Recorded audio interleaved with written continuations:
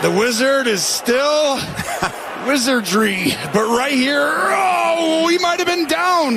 The wizardry of Arrowheady Place. We all know the real Chiefs wizard is Brett Veach, Tony. Eagles wizard is Howie Roseman. Well, welcome to That's Good Sports Championship Weekend Recap. We had 2 games on Sunday. The one between Cincy and Kelce, pretty good. The other, total domination by the Eagles over the 49ers after Brock Purdy injured his elbow in the first quarter. The NFC game will be remembered for the injury. The AFC game remembered for Joseph Osaai's late hit that ended it all for the Bengals. Both Mahomes and Burrow were hit late, but only Mahomes got the flag. And that's where he got his nickname. Today I'll break down the best and worst players, plays, moments, and ask the most important question of the weekend. Did Tony Romo almost say the N-word? Well, the internet thinks so. Let's get sports.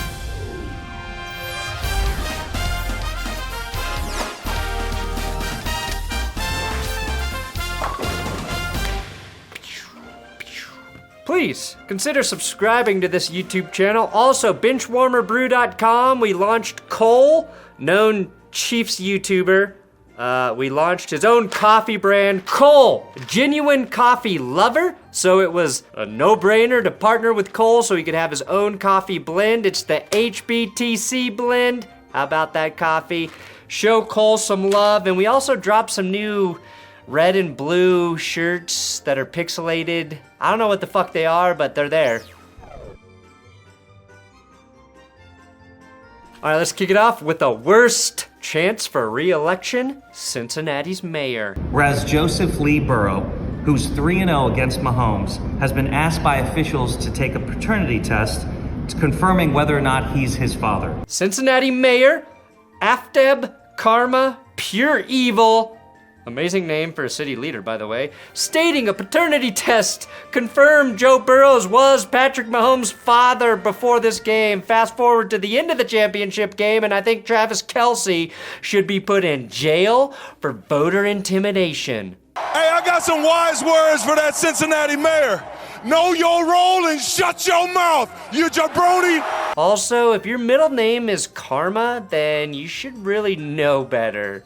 Worst announcing? That's going to Tony Romo, who's now being accused of almost saying the N-word. All right, let's be fair. Let's watch it one more time and see if he was about to say. All right, let's be fair to Tony Romo. Let's be fair. The extra yards, the tough yards, the finish on the play. Right there, you got 3. Arresting a guy for almost saying a racial slur? I believe I've seen that movie, and it's called Minority Report. Oh my God, that joke works on so many levels. Best timing of an Applebee's commercial featuring the Rolling Stones during an injury? Well, no surprise here, it goes to Applebee's. All you can eat is back for just... Worst Bosa? Joey Bosa, who was getting heckled and taunted by normally very reserved and polite Philadelphia Eagles fans. As they were screaming compliments at him, this was his reaction. The Chargers play this week. Are you Snapchatting your little butt buddies? No, I'm just videoing you. The guy who's not playing today. Bosa! How are those fines, Bosa? You're good, because I can afford them. So can I. Me too. The only thing here that surprises me is that Bosa didn't call one of them 4 eyes and threaten the other with a wedgie or swirly. Speaking of Bosa's taking shots for no reason, it's almost like the football gods just realized they let the 49ers be too healthy for too long, and Nick Bosa gets the worst, friendliest fire award here on the sideline. Nick played through whatever that injury was, but I think it affected him a bit. All right, let's get into the big ones. Best QB? Well, I don't feel like any of the quarterbacks were truly great on Sunday. Especially 49ers emergency quarterback Christian McCaffrey for this throw where he must have been trying to hit his dad playing in the late 90s. For the 49ers, Christian McCaffrey did give them hope. On one single drive after losing Brock Purdy to injury, That hope was as short-lived, though, as the average time a 49ers quarterback stays healthy. Fine, the best quarterback was Patrick Mahomes because he had the best numbers, 326 passing yards, 2 TDs, and a passer rating of 105. He also shilled out the most money for the officials, very important. But even Mahomes made a huge blunder that let the Bengals get back into this game in the third quarter. A rare fumble by Mahomes late. A prototypical Bengals key turnover in the playoffs, all ruined by that penalty. Furthering his case, Mahomes gets the best stat. He now has 3 lead-changing drives, tying or taking the lead in the playoffs with 1 minute or less on the clock. I hate it, but he's clutch as fuck. It's nauseating to me that Mahomes, with 326 passing yards, no picks, and a measly 2 touchdowns, feels like an off game for him. What needs to stop, though, is that Mahomes played this game on 1 leg. He wasn't even listed on the final injury report, all right? I will say the absolute best thing he could do for his legacy is show up to Super Bowl Media Week in a wheelchair. Milk this, Mahomes. Milk it. Worst QB? I feel bad giving this to Josh Johnson, but it's gotta be him. I really think the 49ers would have had a fighting chance in this game had the Broncos cut Brett Rippon instead of Johnson. Johnson was 7 of 13 with the brutal fumble that should have been blown dead to a false start, which led to an Eagles touchdown before halftime. Johnson was eventually concussed, which meant the 49ers had to reinsert Brock Purdy into the game despite the fact that Purdy was very clearly unable to throw the football. The 49ers officially had more injured quarterbacks than touchdown passes in this game. The 49ers could only run the ball in the second half, looking more like Air Force or Navy than an actual NFL team.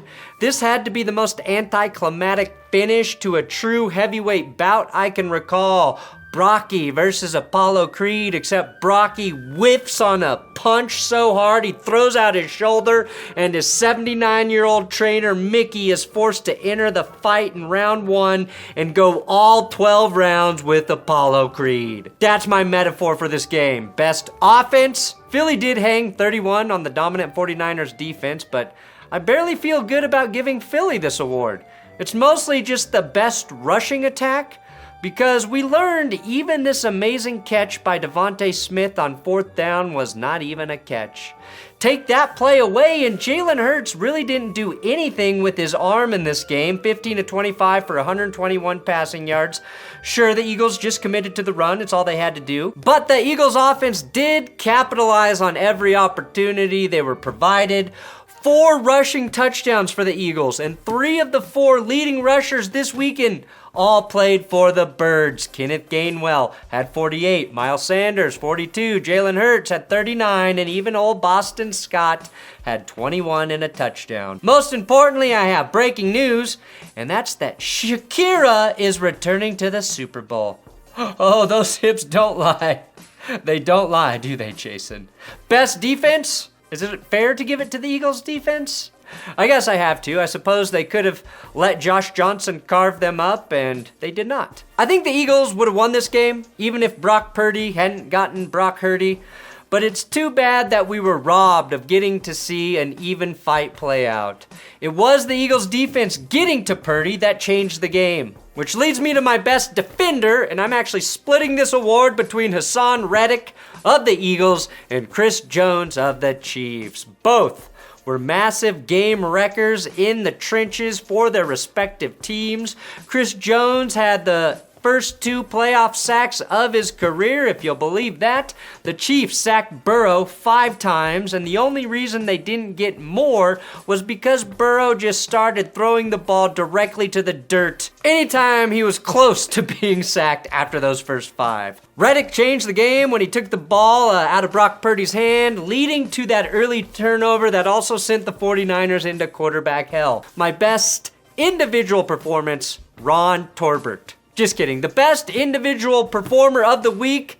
No, actually, it's official Ron Torbert. I mean, come on. This guy gave the Chiefs a do-over on 3rd down, then gave them another fresh set of downs because the Bengals were apparently holding on 5th down, or whatever the fuck it was. It was really hard to tell how many shots they got there. Fortunately, that only cost the Bengals field position rather than points. But field position is huge in a game that came down to, field position. I would like to point out as well that I do not think that this game was rigged, but the referees were grossly incompetent, and it definitely aided the Chiefs more than the Bengals, even if it was just a little bit. Now, the Chiefs did prove that they do not play at Burrowhead Stadium. Burrowhead my ass! They play at official ref head? Zebra Head, yeah, Zebra Head Stadium. Torbert will have to share this award with Chiefs receiver MVS, who not only caught a touchdown pass, but was the only player all weekend with more than 100 receiving yards. A weekend featuring Travis Kelce, Jamar Chase, A.J. Brown, Devontae Smith, George Kittle, and Deebo Samuel. MVS came out on top. After Cincy finally realized they should cover Travis Kelce, MVS seemed to be the man making every key play for KC. Best play, though, goes to Mahomes for hanging tough on third down and lasering this pass to Marquez Valdez-Scantling for a Chiefs touchdown. Best catch, though, that's going to T. Higgins, who went up and high-pointed a jump ball for a touchdown that got Cincy back into this game. Higgins says 50-50 balls are more like 80-20 balls when he's involved, and I think he might be right. I honestly don't know why the Bengals didn't dial up a jump ball to either Higgins or Jamar Chase literally every possession. Maybe they did, but Burrow just had no time to throw to them. Worst stat? In a loss, Joe Burrow failed to tie Jake Delhomme as the only QB since 1950 to win his first 4 playoff starts. For now, Burrow will have to accept being tied with Delhomme in Super Bowl losses. Worst play? Yeah, I think you know where I'm going with this one. With under 20 seconds left in regulation, Patrick Mahomes escaped the pocket, rolled out to his right, and ran out of bounds where Joseph Osaai pushed him late, drawing a 15-yard penalty that set up Harrison Butker for a 45-yard game-winning field goal. Forget the Chris Jones sack the Bengals allowed on third down, the ill-advised 2-deep punt down the center, out-kicking the coverage, and then the Bengals not tackling the Chiefs returner. Those plays don't matter. Life is easier when you can blame all of your problems on one person or one thing. So the scapegoat here, of course, is Joseph Osaai, but the other scapegoat is the bad officiating. But if Bengals fans really want to bitch about something, here's what you should be complaining about. It's the inconsistency of officiating, even with this Joseph Osaai penalty, okay? He left officials no choice. His hit was late, his hit was so bad, you can see Mike Hilton standing right here realizing that his team just lost. That should be flagged 100% of the time, but if that light shove that knocks a QB to the ground at the end of a play that is clearly over is a flag, well, so is this light shove of quarterback Joe Burrow by Frank Clark when the play is clearly over. That knocks him to the ground. I'd say the Clark hit is even dumber because unlike Osaai, he's not chasing Burrow down. He's just taking a cheap shot for no fucking reason. I'd say 80% of the time, this gets penalized in any game. All year long, though, we've screamed that the NFL cannot officiate consistently. It's even more egregious when we see it within the same game. So there's the thing you should complain about, Bengals fans. Worst teammate? Well, that goes to Jermaine Pratt yelling something about cutting Osaai and why he touched the QB when they were going into the locker room after the game. This motherfucker last year. The fuck? Why the fuck did you cut the quarterback? Best teammate though, BJ Hill. Advice, be more like BJ Hill, standing next to your teammate when they're going through their toughest moment ever. He played his butt off the whole game. Ask a different question. Best dad? From one Brandon to another, it's Brandon Graham. Let's go! His daughter is crying. Baby girl. I know, because she know how much it means to me. And we talked about this, and I'm so happy for you. Let me get it. Mwah. We're going to Super Bowl. Yeah. Just like that, Brandon, one day my daughter will come running to my arms crying. Not because I succeeded, but because she just saw how embarrassing her father's YouTube videos are. This Wednesday, we'll be doing our Patreon Zoom hangout. For all $10 Patreon members and all $10 YouTube members, I'll put that info on Patreon and on the community tab here on YouTube. And I've got new Big Dick Patreon shout-outs for Nessie, Connor, Shelby Kruver, Logan Small, Tom Likely, George Southard, Sonic Shadowdown 32, and the Detroit Lions hurt my pee-pee every year. Thank you for your support on Patreon. Thanks for watching That's Good Sports here on YouTube. Please subscribe so my daughter doesn't abandon me. I'm on Twitter, Instagram at Brandon Furna, and I'll be back with another video tomorrow. Power rankings or prediction of the Super Bowl? Who knows?